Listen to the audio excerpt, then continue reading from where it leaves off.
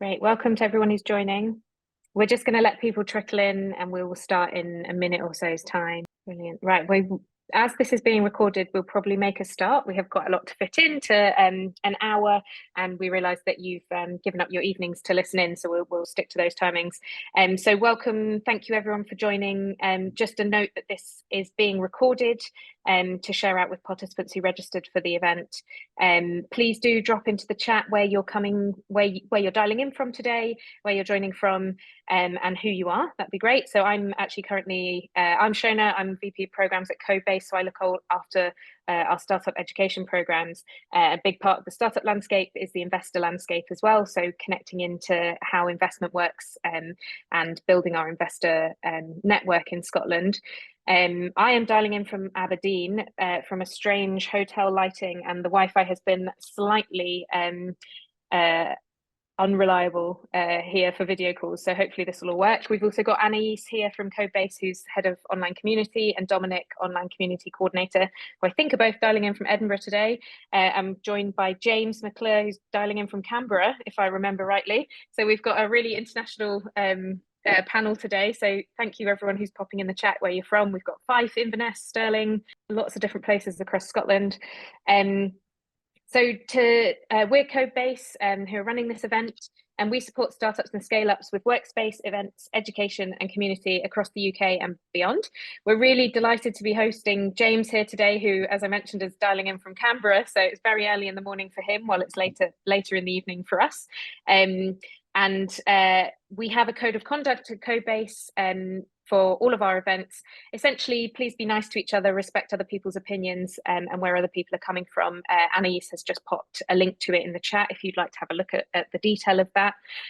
Please do use the chat functions to talk to us, and there's an official Q&A function here. So the plan for today's session is 45 minutes with James sharing a sort of a taster of his longer course that he runs on how to become an angel investor, so that you can see the process that goes into it and things that you need to think about. And then we'll have space for Q&A at the end. So if you have questions during, feel free to put them in the Q&A, and we'll make sure that we're working through them as well. And we'll also be using the chat function, and I'll be facilitating that at the end. All the webinar is being recorded, so it'll be shared with you and with everyone who's registered for the recording link.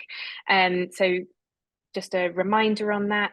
And as I said, please pop questions into the chat and the Q&A. I'm going to be handing over to James very shortly so that you can listen to all of his expertise today. But just a caveat on this, that investment comes with risk. There's no guaranteed return. You should only invest what you're willing to lose. And we're not providing financial advice or guidance or saying that you should invest during this event. This is just, if you're interested, here's how it works, and here's how you might get started. There are new regulations coming in the UK in January 2024. Anais is going to pop a link to what that means for you in the chat, and it's around how you self-certify as someone who's eligible to invest under some of the investment schemes that operate in the UK. So please do make sure that you seek proper financial advice, and that you're investing as someone who is sort of financially able to do so. So there's some links in the chat. It's not to scare you off, but this session comes with a caveat that none of us are financial advisors, although we have got some experience, me much less so than James, in investing in businesses at an angel stage. So I'm going to hand over to James. James is currently one of the partners at Antler, looking after investments across Australia, but also beyond. We worked together at Airbnb, which is maybe like 3 or 4 roles ago for both of us.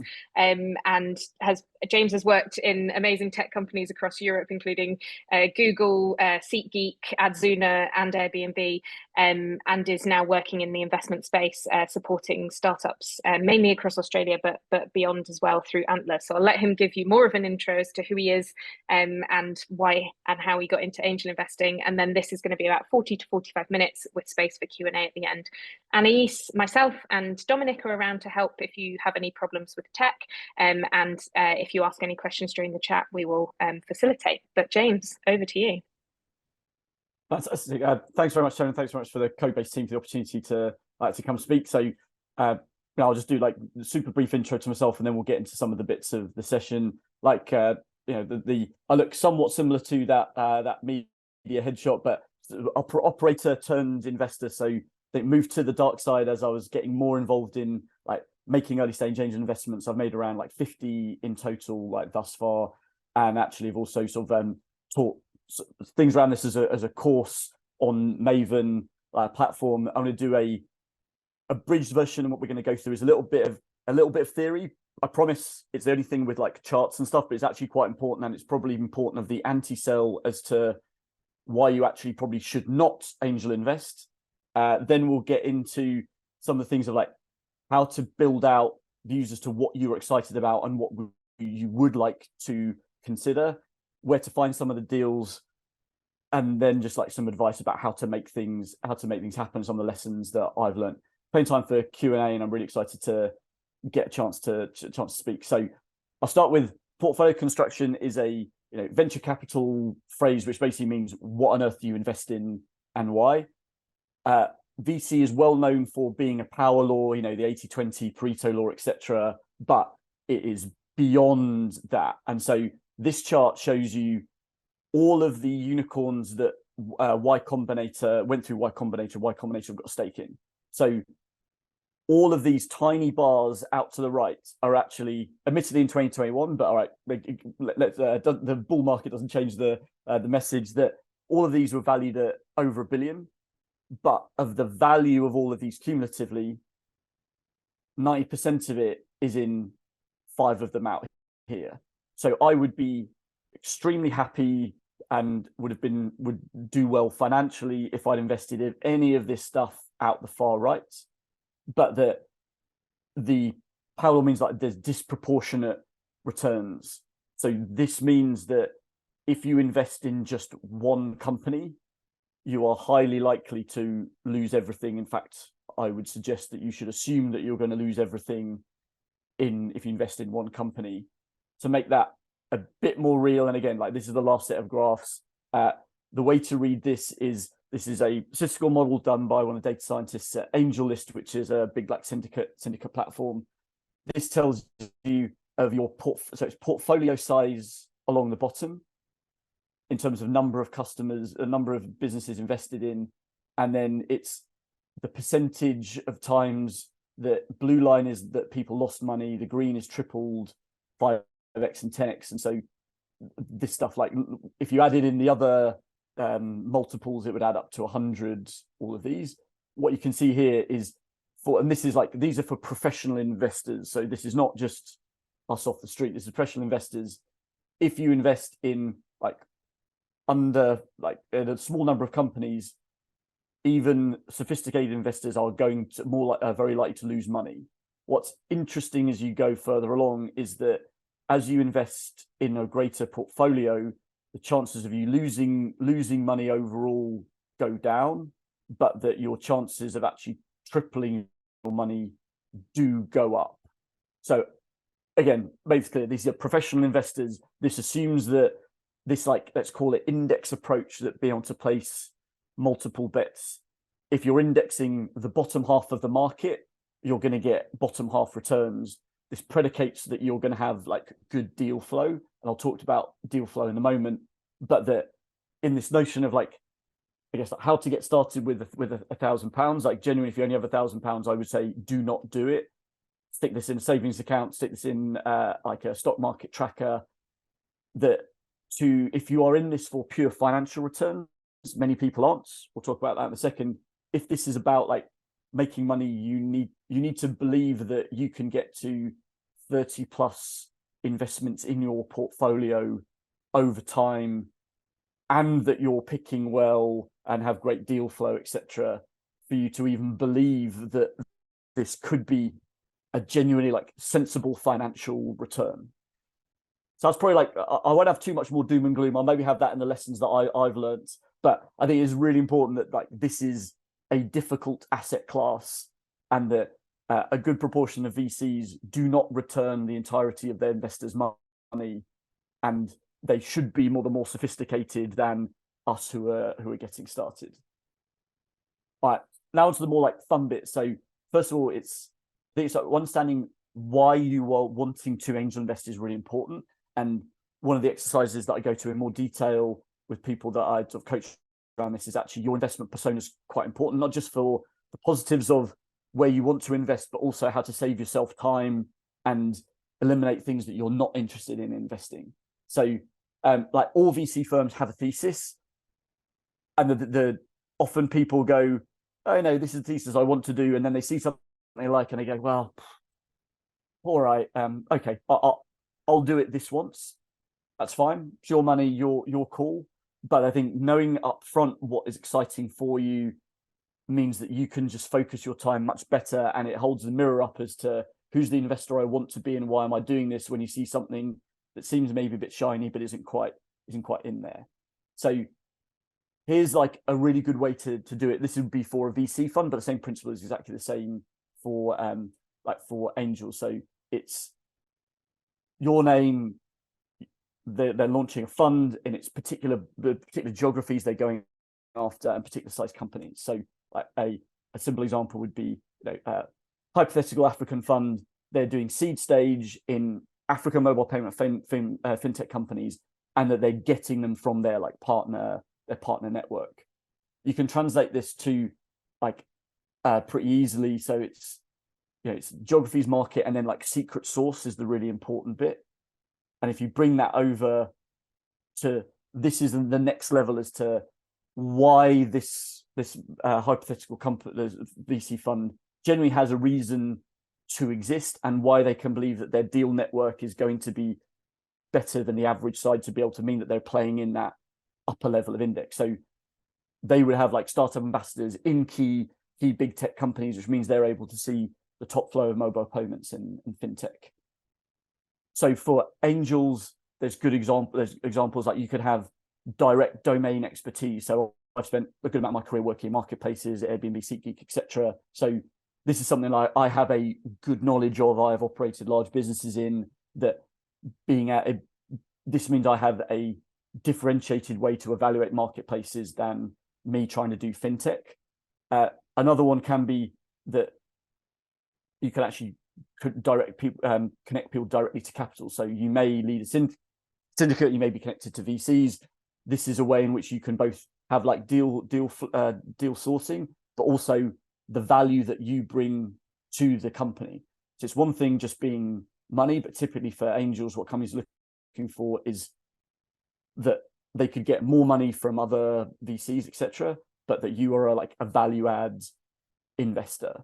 And then the last one is that it could be a high alpha signal to the market. So if you've got a Google exec investing in an ad tech platform, assuming they could do for their competition things in their contract, again, before doing anything, have a look at what contracts you have and what may be considered competition. But this would be a big alpha signal to the market as to why you would be an attractive like angel investor for a company, and how you're actually able to source a bunch of deal flow. So here's mine, and this is how I think about mine's investing. So like I have a fixed check range. We'll talk about check size like later on. So I think that also just takes out a bunch of the cognitive load of thinking of what you're going to invest. Like I only do pre-seed. I like being involved in the super early stage. I find that I can be both more helpful, and obviously then valuations are lower, so there's a better opportunity to make money. For my angel investments, historically I only invested in the UK, and that I would back marketplace and B2B SaaS companies. Those are the two areas I know the most about, and so I wanted to be investing somewhere where both I've got an ability to test and understand their go-to-market and other things, but also that I can add value in my network and other things, and that it's that secret sauce is direct domain expertise, and I've got access to many tier one VCs in and around, and so that's a value that I can bring. So that's like my persona, that at least means that if random email in LinkedIn comes in, I actually know whether I should be interested or not. And also for a given company, I can also showcase whether there's something that's interesting, and that if there's a battle to get into a very hot round, I have at least reasons why they should take my money rather than someone else's. So that's and then I think like there's then I talked earlier on about when to invest outside of your thesis. So hey, look, I mean the thesis only you know what it is, and maybe show it to someone else, but like that's as your call. If you are looking to gain exposure to, let's say for me, like deep tech I know next to nothing about deep tech, but I'm sure there's some great companies and other things there. Obviously, there's obvious areas like public listed markets, etc. VC funds, if you have the income to suggest and you are of an investor level, then VC funds outside of your thesis may be a better way to get exposure to areas where you don't have clear area. And then I guess an example of where I have invested outside of thesis is this is a US D2C like physical products company, so it's about as far outside of my persona as you can get. But like the founder is Laura Modi, so someone that Shona, you probably would overlap with her as well at Airbnb, who I work with pretty closely at Airbnb, and I'd back her to do almost anything. But then the nature of what she's actually building is something that huge problem, great solution, and something that I've personally like experienced as a father. So I've done it. If you invest in 50 in angel 30 to 50, I'm sure you will also go outside your thesis, but know that you are doing it and know why you are doing it is the best advice I can give on that. Next, we'll talk about deal flow and where to get deal flow from. So I guess in a buyer beware, if you change your LinkedIn profile to say angel investor, you'll see a lot of deal flow, you'll see a lot of random stuff. So here are two things. One of these, don't worry, the images are like just sourced from Google Images, but one of these is actually something that someone has asked me to invest in. One of these things is something I've made up. So I probably should have told you before one show, you could have done a Q&A poll for this one, but I'll give people a moment just to bang stuff in the chat as to which one you think is real. So the real one is Bemuse, which is a D2C sparkling mead producer. The one I made up is Bassoonify, which is it's the Uber for orchestra musicians. You're missing a violinist on day one of symphony, you get someone off the pool, or maybe it's Upwork for orchestra musicians. I mean, frankly, both of them I'm not convinced on. Obviously, one I made up and one's there, but this is opening yourself up to saying you're an angel investor means you are going to see a whole bunch of things, which is why the persona I talked about before just means it helps you to screen things out if you so choose. All right, so where do I get my deal flow from? So this is a chart from a guy called Alex McDonald, who's a very sort of storied angel investor, exited founder, and I'd highly recommend like following a bunch of his stuff. But these are his channel. So this is like time investment required along the bottom, and then like the quality of deal flow up to the top. So inbound is when someone's approaching you. And sorry, like the size of the bubble is the number of deals in the channel. So this is all like rough bits that you've got inbound where people are approaching you. He doesn't have crowdfunding, but I would say that crowdfunding somewhere in between. It's low time investment. The quality is like low to medium. There's syndicates. I'll talk about what those are in a second. There's angel investors in your network, and then there's spear phishing, which is you actually going after companies. I'll talk about how to do that. And if I was to look at my portfolio, mine would look a bit like genuine. I think there's maybe 1 to 2 things that I've invested in based off a cold outreach that's come to me.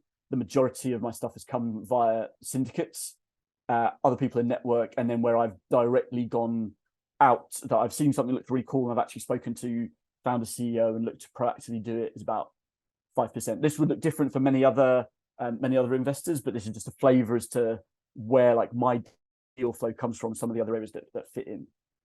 So for inbound, and like I said, just change your LinkedIn title to say angel investor and stuff will happen. This does mean you would get about 5 to 10 a week. And I would, initial stage, honestly, I wouldn't recommend doing this unless you're serious about trying to generate lots and lots of deal flow. And for the stuff that does come in, unless there's a genuine like knowledge about this person or a real reason why I'm an investor that I think is legitimate for them to reach out to, then it's just a polite pass, honestly, without even like getting into the deal itself. Syndicate. So like syndicate is effectively a group of investors. You join a syndicate. Typically, there's no cost to join. Some things are different, so watch out. But typically, if you were to go to an Odin or an Angel List, you can just sign up to syndicates. They're also often like company-specific syndicates or industry-specific syndicates or geographical specific syndicates. I know there's plenty in Scotland, particularly looking at Scottish businesses. But like the nature of this is where there ends up being one entry on the founder's company's cap table, which is, you know, Shona syndicate, and that underneath that there are a number of investors who are all rolled up into there. So the typical economics of this look like that the person who runs the syndicate would take 20% carry. So that means if there's profits from the outcome of this, the syndicate lead would take 20% of that upside, and you have 80%.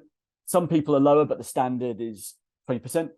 The one thing to watch out for is there are typically setup fees. The reason why there are setup fees is to do this roll up into one cap table entry. That's called a special purpose vehicle. That's a legal construct. That means the syndicate lead is incurring cost, and typically they spread that cost amongst the people who are investing. So the way in which I think about syndicates is I don't worry about the carry, because if it goes to zero, then whether it's 5% carry or 20% carry makes absolutely no difference. If this is the sort of thing, if this ends up being the monster that 50 or 100x is the money, then it being 20% or 10% that they're getting, hey man, that's like they're worth the value for what's being brought to me. But I do look at those setup fees, because that's money that you're investing right now that is not money that's being put to work in your investment. A really good actual like learning way that syndicates can come, because given these are like typically free to join, you actually can get some really good reps in of reading the investment memo alongside the pitch deck and seeing how people are presenting things and understanding who other investors are and other bits that go in. It's actually a really good like learning mechanism. Even if you were to make no investments out of a particular syndicate, it's actually a really good way to just develop the muscle that you have. And then like a top tip that also comes from syndicates is where you've got deal flow that you are getting independently that you think looks pretty interesting, and you have a relationship with a syndicate lead, but with the assumption that they are typically a more sophisticated, a more sort of experienced investor than you. Not always, but they may well be, or at least that in a particular area they've got expertise. I actually often just send over like prospects to potential syndicate leads and go, can you tell me what you think about this? Either I don't know much about the space, or I like the setup. How would you view it? And I've actually avoided some pretty poor decisions from doing that. And the overall, like I would say, investing syndicates in particular, but investing overall is a bit of a team sport. So making decisions on your own, you may well be right, but I think getting the benefit of other people's views is very helpful. And this is where like angel investors in your own network really come in, because you've got a greater level of like trust and knowledge about them. That Shona and I can talk about a deal, and we've worked together, so we know that there's, you know, we're not trying to front about I'm a great investor or other kind of stuff, but also that these are the kind of areas that can spin out into something bigger. And these are things where you can actually just build this out informally. So I imagine you will know founders around, you will know other investors, you'll know people with interesting deal flow in different areas, that this can become like informal networks. And this is typically how syndicates actually end up starting. Many syndicate leads have run this kind of, or been involved in these. I mean, I'm in some ones which are literally just like WhatsApp groups with 15 people, and someone will go, hey, look, this thing looks cool. Does anyone know anything about it? Or a company I've invested in before is now raising, is anyone interested? And it's something which can also be really valuable for this, and something that actually Alex McDonald, who I'm referencing here, has actually been played this role for me, of like having some people who are a bit further ahead in their journey is really valuable, because you can learn from some of their mistakes, but it's also really important to have people who are kind of peers to you in that you can learn together. And I think about constructing, if you're serious about moving forward with this, of like almost that informal advisory board of people that are your peers and you're working together on this, and have others you can get a bit of advice and things moving forward. And then the last one is like spear phishing. And so this is literally just where either you are a customer of something, you think something's genuine, amazing. Honestly, like this literally what I'm about to suggest, it will take you 2 minutes to do, is even if you're not connected to them, find the founder or CEO on LinkedIn, say your product's great, I really like it, offer like, you know, one line of feedback or help or a bit of, like an article, and then like ask, are you raising anytime soon? If so, I'd like to have a discussion. The majority of these won't end up being anything. They may not be raising, but like particularly if you're serious about building your community overall, the worst that happens is, I've never had anyone say not reply to this, because it's like, this is you are giving a service. The worst that happens is you build a relationship. The best that happens is something that's really cool, and maybe they could be a future employer for you, a future partner in your role. So again, like Spiffy, something that it sounds like it's a lot of work, but for things you truly like, genuinely, it'll take you 2 minutes to be able to do, and you may have built a really cool relationship, even if there's no investment opportunity. Now we come on to ticket size. So the headline of this is like £1,000, and I think that this is definitely possible. What you would need to know is that what I talked about earlier on, of like the entries on the founders cap table, that investing directly would typically mean you would be one entry. There's almost no founder that will have a £1,000 per entry on their cap table of any kind of scale. The reason being that as they're trying to get VC investment, VC is going to go like, all these people have some sort of voting rights. It's just too complicated. I'm not interested. You may well be able to invest a small ticket size, but you won't be a cap table entry. Typically, let's call it from £5,000, probably like a US 10K equivalent is the absolute minimum to be that one entry. But if you are low ticket, you can actually ask the founder, do you have, it's called a roll-up vehicle SPV, which is a special purpose vehicle that many founders will just aggregate small checks under one cap table entry, and that goes in. The disclaimer is, when you go through an SPV, you personally do not have the voting rights. Whoever runs the SPV has the voting rights. Realistically, for tech stage companies, if you're investing 1,000 and it gets to be valued of anything, your voting rights are largely meaningless anyway. But there is an important governance bit that you are giving up if you go down this syndicate SPV route.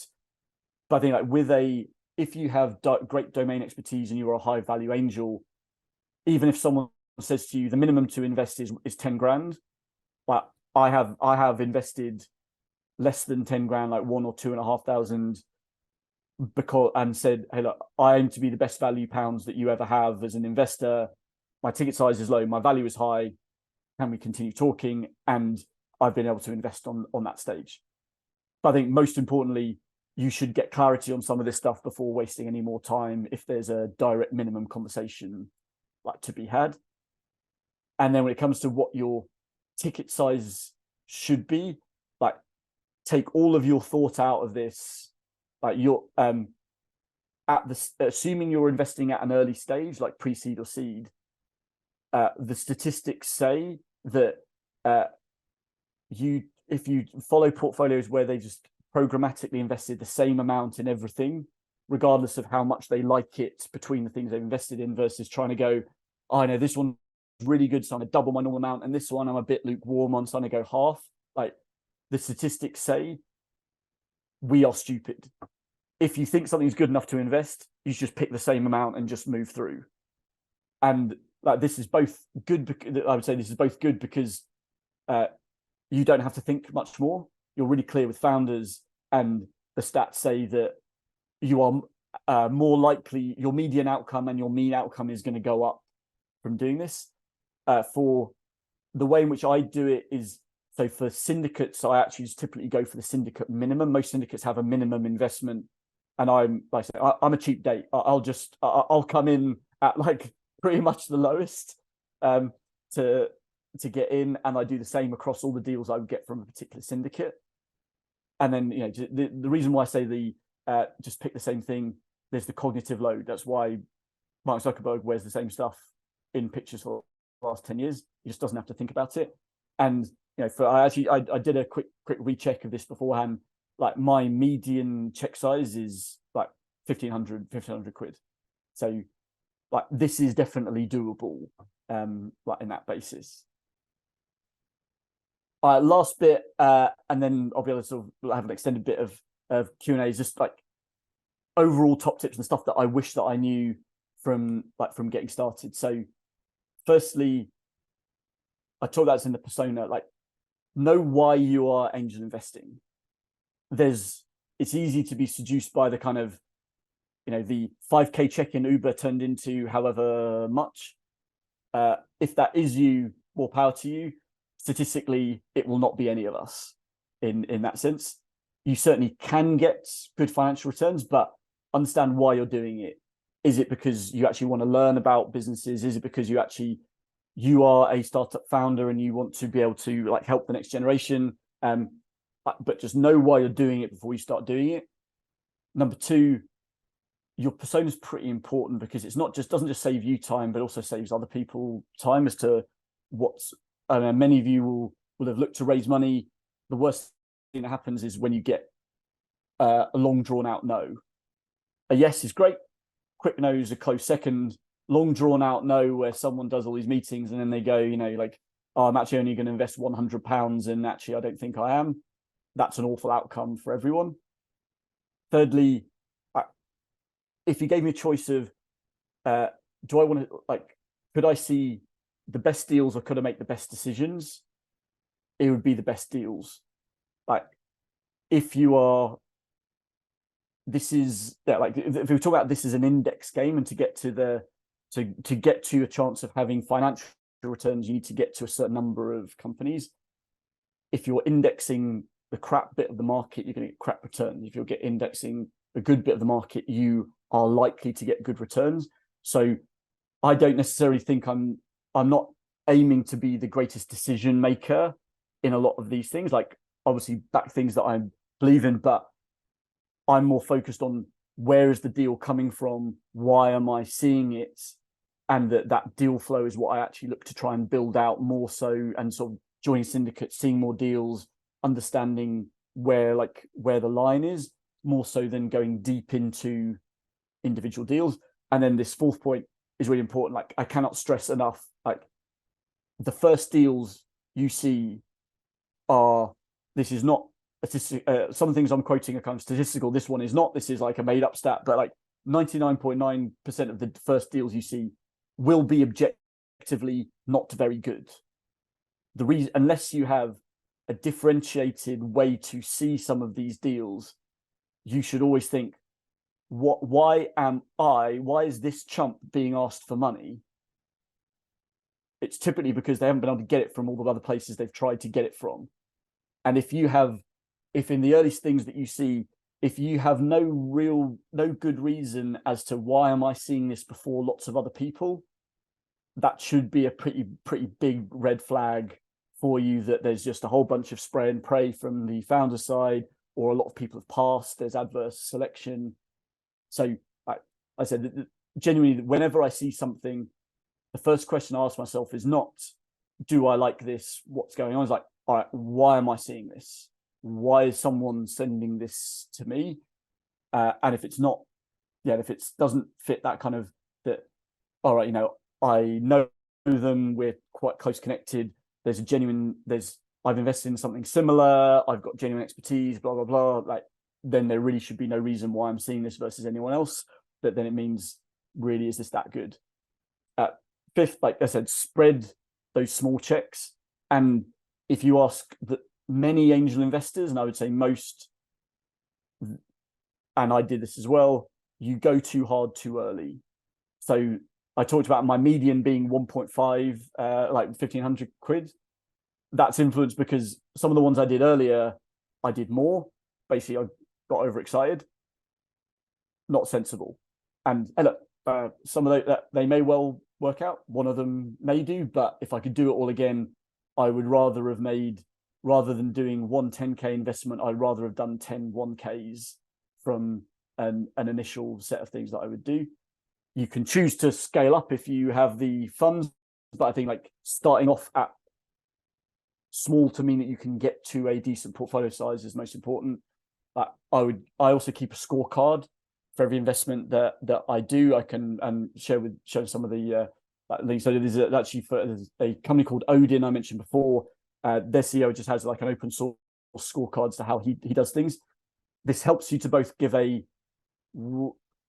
rational, I mean, obviously you're putting numbers in as to whether you think the founders are great or not, so it's subjective, objective, but that what I've been able to do over time is that I know that if my scorecard, like, I can have what I sort of heart feel about a business, but then I can look at these 100+ scorecards that I've actually filled in for things I've either invested in or not invested in, and I've now got a decent understanding of, if it scores this is in my kind of, oh, I'm a bit unsure type band. If it scores this is like, well, this is in the top 5% of things I've been really excited about at time of investment, and that's something that is both helps my learning, also means that I've got stuff to go back to for when things fail. Well, for when things fail or are successful, to see what I thought, where I was right, wrong, indifferent.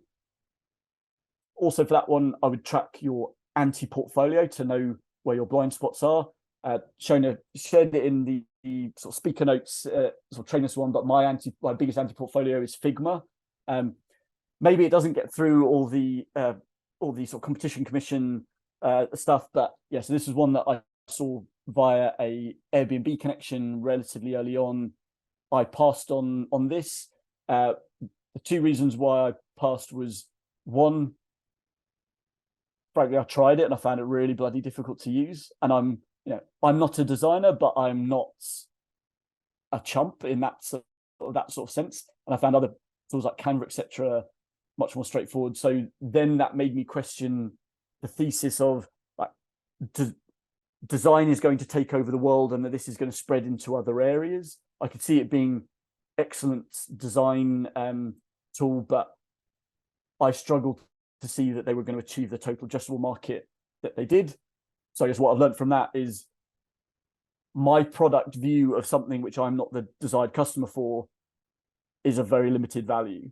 That's what I've learned. So I aim to do product demos of anything that I am going to invest in, but now I kind of check myself of, let's say this is a sales rep management tool or outreach on sales. I've done that. I have a fair view of what a good solution is, and I've bought this stuff before. Figma, I'm not a target customer. I can have my own opinions, but I've now got maybe a more humble view of my opinions in stuff where I've never bought or I'm not the expert.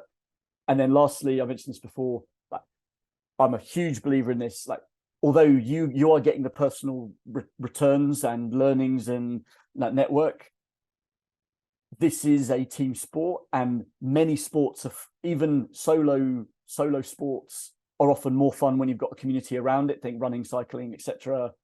I truly believe investing is like that it's a solo pursuit in terms of what you are doing, but there is a really rich, fun, and actually beneficial set of people who are out there that you can connect to, you can build, both to mean that the deals you see are better, the decisions you make are better, and also, frankly, it's just more fun. So that was a pretty quick whip through a bunch of things. There's other areas we could go into of how do you evaluate deals and like term sheets and all this other kind of stuff, but I wanted at least to start with what you should know before getting into it, and at least where to start looking for deals. And again, like key messages, just to reiterate, like, why am I seeing this? Be highly suspicious to begin with. Make things easy for everyone. Clear persona. You've got an idea of your ticket size, and then lastly, like, the deal flow is everything. So if you're really serious about this, build your network. Look to see much more. Get your reps in, and that can help you be successful. So with that, that's the prepared stuff, and I'd love to jump into Q&A. That's great. Thanks, James. If anyone's got questions, keep popping them in and we'll work through them. And I've written loads down that have come up to me while we've been talking, so I'll also pepper those in if relevant. That's really helpful. And then I think it's made me ask some questions about I've only done, I'm happy to share, probably I've done 4 investments at the low end stage. And they've all been different ticket sizes, and none of them have been direct cap table entries.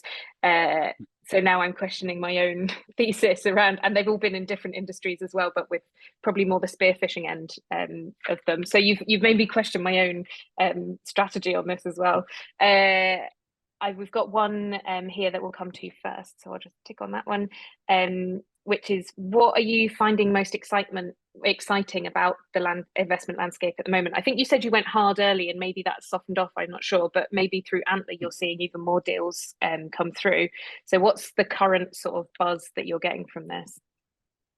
I mean, I guess what you will see as a lot of deal flow is AI related stuff. There's no getting away from that, and that's I'm not going to opine on news stories over the last few days. Yeah, it's a hot topic.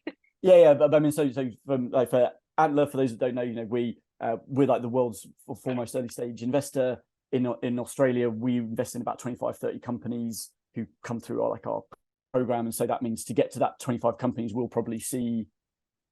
Man, I will have more than 3,000 ideas that we'll see to even get to that kind of to that sort of stage. So there is a lot that is being built in AI. I think the tips I would give in looking around that is what's it like for the founders? What do they have a differentiated or contrarian view around the industry? That's one thing that we particularly look for, because that helps to distinguish between, let's say, the recently arrived bandwagon jumpers and the OGs who've been looking in it. I think number two, it's is this an LLM play, or is this a very specific use case play? So there's many things you see which effectively just go, this feels like a wrapper on top of ChatGPT, or this could be, or in the old classic of, this meeting could have been an email, this startup idea could have been a ChatGPT agent that you just build. I think the two places where that can diverge is one, if they have distinct different way to build out proprietary data sets, which is effectively almost off the grid for anyone else, because then it means you're powering your AI with stuff that no one else has. And then the second piece is is there a very, very niche problem that you are looking to solve using AI? So an investment that we made in Antler, not a personal one, but an Antler one, it's factory AI. So they're using, again, this actually isn't ChatGPT, this isn't generative AI, this is machine learning as AI, but they're doing predictive analytics on factory machines. So if you're running a chocolate biscuit factory, they can predict that the conveyor belt down in whatever warehouse 2 looks like it's going to break in the next 5 days. You need to send someone to go and do it. So that's a very specific use case. I think the other type of thing that we see a lot of, that I would also counsel against, or at least, this is more about this from a VC landscape, but where there are things which are effectively services or consultancies masquerading as products. So I see a lot of things where it's someone is a coach, or they're a physio, and will you invest in my thing, which is effectively my consultancy practice with a bit of either an AI bot or a freemium model subscription kind of stuff. That may well be an excellent thing for them to do for their business. That is not a VC scale, because it's effectively not a product. It's still based on the number of hours that people are putting in. So I guess that's probably the other theme that you'll probably see a lot of, is lifestyle-y type or small businesses looking to try and get tech benefits. And those are not VC investments in my view. They could be good angel investments, but that's where you would be doing a much bigger stake. You're probably the only investor that's there, and you're kind of I would say this isn't your classic tech. This is going to go to the moon. You are seeing this as a 10x outcome. Downside is probably not so bad, but the high side is capped. Yeah, there's a few really interesting things that are different topics that I'll pull out of that. I guess LLM, for anyone that's not familiar with that language, large language model. I get that right. Yeah, correct, And so what you're saying is exciting is AI and its use case, but looking at the differentiation between people just using it as a layer versus people who are really building something unique out in that correct. space. Yeah, so I would say and that's the exciting thing. many businesses will benefit from having an AI layer, but I don't think they should be called generative AI Yeah, businesses. And they yeah, may and be that was a worth investing theme. in on their own basis, but not that they're riding this wave of generative AI. Yeah, absolutely. It was a theme that came out at the Sastra Global this year, Mm. which is the big SaaS conference in the US, was around that differentiation between what's investable and interesting in the AI space versus everyone just using the phrase to try and get investment. And that they were saying that every business needs an AI strategy. They need to understand how it's going to impact what they're doing, how it can enhance as well as put the company and the startup idea at risk. But that not every company is AI for X market or X solution. So that's really good to hear from you as well. And then there's another bit there that's really interesting, which is around, you mentioned the difference between being a VC backed opportunity and maybe being angel suited opportunity with a 10x return, and maybe not actually being suited to the investment landscape. I just wondered if you could like expand a bit on maybe what you as an angel are looking for as an exit opportunity, and whether you've hit any of those yet, or whether you're seeing those come through. You mentioned right at the very start that some people don't invest for financial return, so I'd love just to pull a bit of that out as well for what your thinking is as an angel. Yeah, so like my very first angel investment is called Undercurrent News. This is effectively like the Wall Street Journal of seafood industry news. It may not surprise you that I know nothing about seafood industry. It's actually like someone I went to university with, I'm very close with, and it actually started off that I was just helping. He was looking to set this business up. I was working at Google at the time. I was actually just helping him like do stuff. So I was like running some AdWords campaigns, and I was actually just helping him do it for free because he's a friend. But actually started to take off, and so I took 5% stake in the business for like I'll say for £15,000. That was an example of me going hard early. This is actually one that is going to work out pretty well. Like I've actually nearly made that initial back just off dividends, but that is in no way a VC related thing. Like I'm the only investor. It's doing, like £1 million in revenue, which is cool, but it's subscriptions and ads. There's only so many people that will ever buy fishing news information. For anyone who is excited about seafood news, it's excellent. They allow me to do the investor plug, which as an investor, you need to rep your companies wherever you can. But like, that's one that honestly, I wouldn't do that now, because I see angel investing as like, it's not an area I saw it as a learning and an early stage opportunity. I think like I'm probably now my angel investing, given my day job is also like I get to work with founders and those other like cool things. I'm kind of angel investing for like, frankly, like, yes, I want to help, but I'm sort of more pure returns. And so I think of it like using my VC lens in terms of the angel investment. So mine's also like developed over time. And I think probably the examples that I've talked about earlier, to be clear, are more in the angel investing in prospective VC backed company, rather than angel investing in the, like, you are going to take 10% stake in someone's consultancy business or physio business and help them grow, where you're actually like really hands-on, you're doing a whole bunch of stuff. You can see you have a greater impact of what you do will help return the money that you're doing, and you're getting a lot out of it, particularly for syndicates. I mean, this is a pretty hands-off way of investing. Like, you can rep and you can get involved, but you are not, unless you are in a very privileged relationship with the CEO, they are not calling you when they've got something going on. Yeah, so in terms of, that's an interesting one that you've got one that, and actually my dad would be interested in Undercurrent News, so I will be sending him that later. Thank you, Shona. I'm the He actually sent me his Christmas list today, which included new kayak shoes for his fishing. So there we go. off topic completely, but so in terms of returns, that's an interesting one in that most tech companies are not going to offer you a dividend. Like even our shares in Airbnb, we don't get dividends from yet. So it has to be growth opportunities and an exit or an IPO. And is that what you're also looking for? Are you using that in your calculations when you're looking at what is it you want your exit to be, and is that important to you when you're making decisions? For everything really apart from our good friend Undercurrent News, it's a CodeBase sponsored by Undercurrent News, is that I'm not expecting dividends. And to be honest, when I invested in that, I wasn't expecting dividends. This is just like, it's a business that's throwing off money, and frankly, for the founder, it's tax efficient to have stuff as dividends rather than a salary. So it's like, it's good all round. Like, to be clear, you should not expect to get dividends from any tech-like business that you may choose to angel invest in.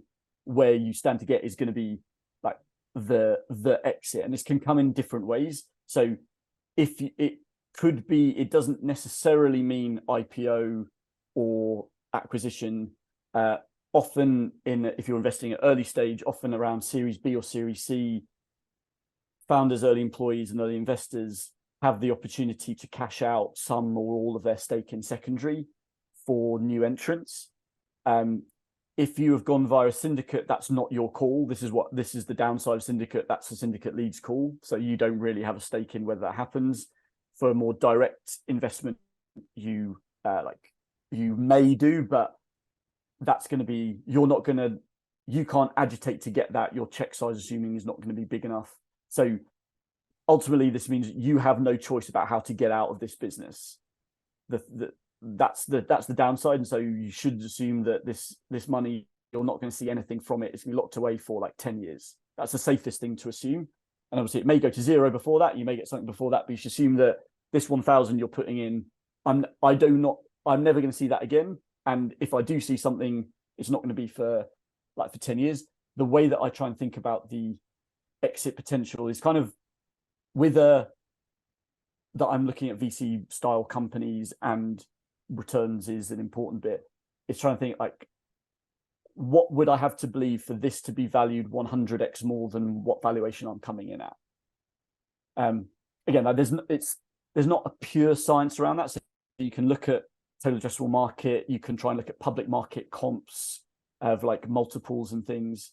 But yeah, that's when I've said no to some deals that I think are pretty cool, because I go, hey, look, this seems fine, but I struggle to see how this is going to get beyond whatever sort of 10x of size, and for the risk that I'm taking on, I don't think that's enough return. So my frame of reference is, if I'm coming in at a 3 million valuation, do I believe this could be valued at 300 million in the future? And if it's let's say it's SaaS style business, then you can at least look at public market comps to say, the revenue multiple for a SaaS business is going to be somewhere between 5 and 8x. Therefore, I need to believe that is there 60 million revenue that this company could go after. Just even doing that kind of 30 seconds of calculation helps to range test. Do I think there's 100x possibility in this? Yeah. And lots of phrases there that if people aren't sort of familiar with them, you can look up a lot of them through sort of YC and other investor, even Antler have articles on things like this as well, and how those things work. And it links to another question that someone's got, which is how regularly are you investing at the moment, or have you invested? How do you keep track of them, and how long do you plan to invest for? So thinking about that exit opportunity, and you said lock your money up for 10 years is the sort of classic. I guess my investments made in 2017, 2019, 2020, and 2021, I think was my last one. So yeah, and I haven't even, that's cash that I will likely either never see again or won't see until something major happens. What's your similar sort of commentary on your own investments? So to underscore the reason why I say the 10 years is that if you are looking at angel investing in VC like companies, a VC fund's life cycle is typically 10 years, and for the early stage they often have the opportunity to roll on for another 2 years. So and for investors in Antler, I say when we're pitching, I am not expecting to return any money to you within the first 7 or 8 years. Like, that should not be any expectation. If we can do so, then great. But like, this is 7 to 12 years as to where the stuff comes. So that's like and I think the same way in in like the personal investments that I've made. I'd say in the last year, my like volume's gone down. I'm probably doing more like probably like 3 to 5 a year. Now I would have been doing more like sort of 10, 12 a year before. The main reason for that is not actually like market. It's that now I started at Antler at the start of this year, and frankly, it's not quite as enjoyable as it used to be when it feels a little bit like the job that you do. There's some bits that I do find are really enjoyable about nature, but in some ways, it's kind of doing this outside of the work hours feels a little bit like work. There's obviously benefits to both, but I've actually just reduced my my volume because I'm just not as interested, to be honest. So that also shows there's one of the challenges of angel investing is like you're not just you're weighing this up against other things you do with your time, not just other things you do with your money. And this is a fairly high time way to deploy money versus, you know, going to insert your ETF provider of choice and sticking that 1,000 in a FTSE 100 tracker or S&P 500, which will take you 60 seconds to do. Yeah, absolutely. And sort of, how do you keep track of each of your investments? You said you've got a scorecard for evaluating them, but for longer term, what's your tracking process? I'm in Google Sheets. So I've just got like Google Sheet of company, what I invested, valuation, what like my scorecard score at the time, where I sourced the deal from, notes, and then I will irregularly I will update based on current valuation to be able to like work out what my kind of like IRR or internal rate of return. So, you know, what statistically how I'm doing versus if I put it into other forms. But I'd say that's I would love to say that when I know about a new round, I put it in. I think realistically, it's the sort of thing I end up sweeping up every, I don't know, like once a quarter or so. Yeah, and I'm a much less sophisticated investor, but I do mine. Well, I've started doing them twice a year, but we'll do a major one at the end of each year, and that's where I look at all my assets, look at the overall net score of everything, and see if there's been a round this year where my valuation would have gone up. I don't see an exit opportunity, but looking at has there been another round this year, or a crowd fund, or something that gives me an idea of the valuation, and then can I work that back to the size of share pool that I had a piece of the pie in, and that helps to just keep track of it. It means I've got a really fake score in that there's no realized gain until there's a sale opportunity. But yeah, so that's what the whole VC industry is based on. For the first 5 years of any fund, it's all like paper returns. So we talk about, it's called total value versus paid in capital.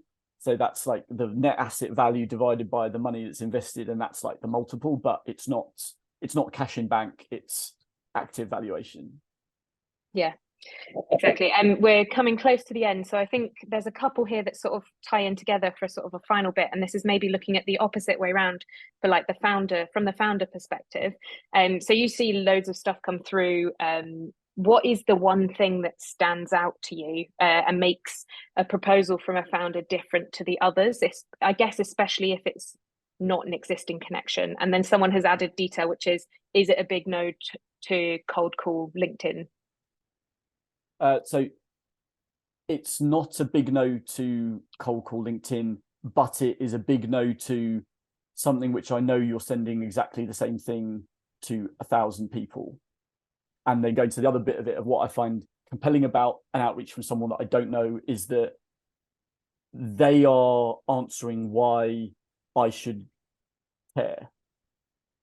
And so it's probably less on the, you know, having the perfect elevator pitch of what the business is, but it's more a reason as to why I'm an investor that is attractive to them. And so like I've had ones where it's like, I've seen you have invested in X. We are like X for a different industry. shall we discuss? Like, that's a much more compelling one than someone going, here's paragraph about my business, here's all the terms, shall we discuss? And here's the deck.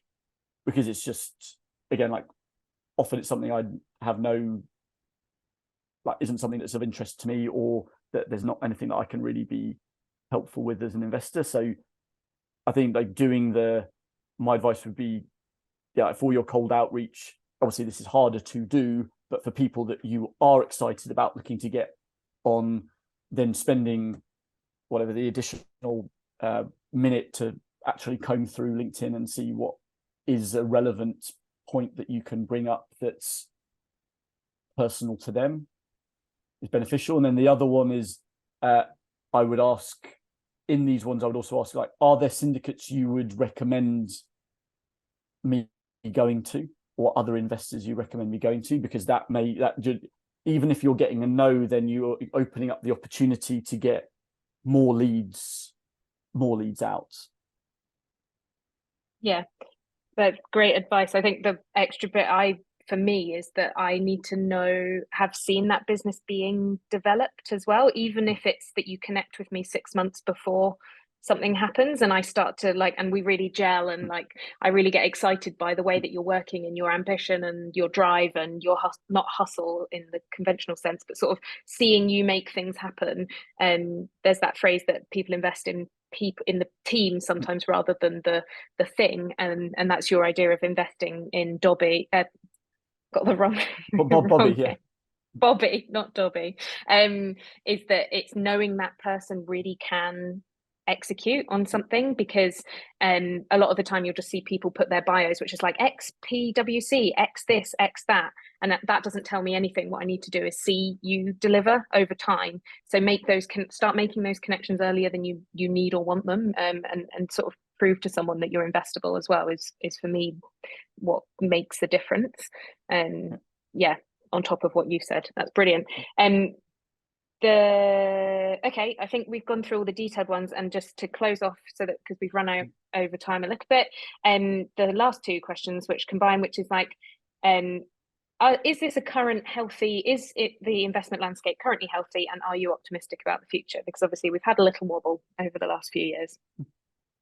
I mean, investment landscape is healthy. Where I would not like to be is in growth stage. So the kind of Series C to IPO, that's where valuations are extremely depressed, and many companies are struggling on the basis of raise too much or a different valuation. And again, my assumption in most things in angel investing is that people end up in the earlier stage.